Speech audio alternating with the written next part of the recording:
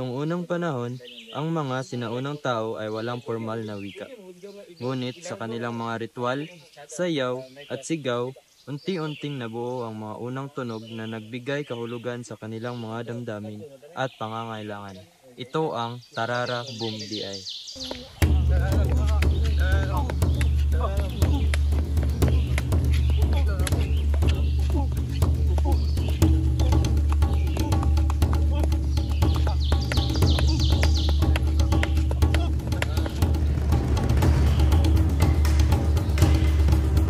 Tarabong?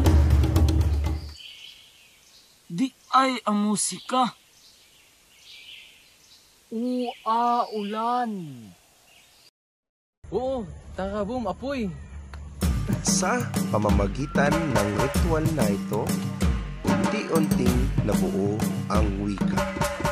Ang mga tunog, kanilang sayaw, sigaw at bulong ay nagkaroon ng kahulugan. Sa pagdaan ng panahon, ang Tararabong Diay ay naging pundasyon ng ating komunikasyon at kasalukuyan.